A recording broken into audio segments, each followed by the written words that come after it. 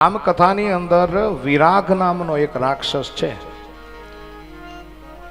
જેને રામે માર્યો હતો. એ વિરાગની પત્ની હતી કરકટી, રાક્ષસી હતી. અને પતિના મૃત્યુ થયું એટલે કરકટી એકલી રહેતી હતી. અને એ જ સમયે કુંભકર્ણ ત્યાંથી પસાર થયો. અને એ કુંભકર્ણએ કરકટીને જોઈ અને અયોગ્ય માંગણી કરી. જ્યારે કરકટીએ ના કહી ત્યારે બલજબરીથી દુષ્કૃત્ય કર્યું. અને એના પરિણામ સ્વરૂપ એક દીકરો જન્મો. એમનું નામ પડ્યું છે ભીમ. નાનો હતો ત્યાં સુધી વાંધો ન આવ્યો, પણ જ્યારે મોટો થયો, સમજદાર થયો, ત્યારે કરકટી પોતાની માને કહે છે કે મારો બાપ કોણ? તું અહીંયા એકલી શા માટે રહે છો?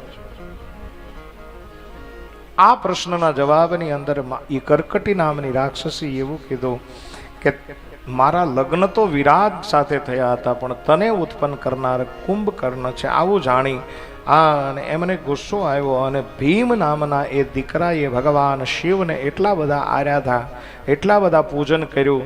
અને એ પૂજનથી ભગવાન શિવ પ્રગટ થયા અને ભીમને કહ્યું કે શું તારે માંગવું છે?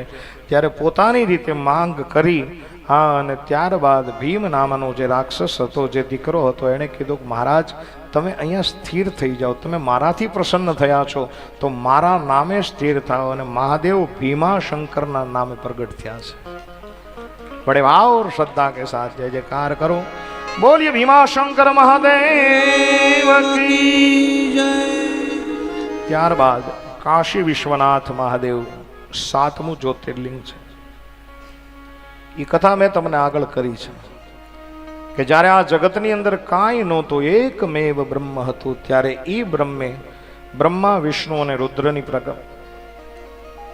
પ્રગટ કર્યા. અને એ જ બ્રહ્મ જે હતું, શિવ તત્વ હતું, એણે શક્તિને પ્રગટ કરી અને પોતાની એક નગરી બનાવી. એનું નામ પડ્યું કાશી. પહેલા સ્વર્ગની અંદર હતી, પણ પછી તો બ્રહ્મા પ્રગટ થયા, એનો બ્રહ્મલોક થયો. પછી વિષ્ણુ પ્રગટ થયા, એમનું વિષ્ણુલોક થયું. ત્યારબાદ ભગવાન વિષ્ણુ અને બ્રહ્માજીએ પ્રાર્થના કરી અને શિવને સતીને પ્રાર્થના કરી અને કહ્યું કે આપની નગરી છે એ મોક્ષદાયીની નગરી છે.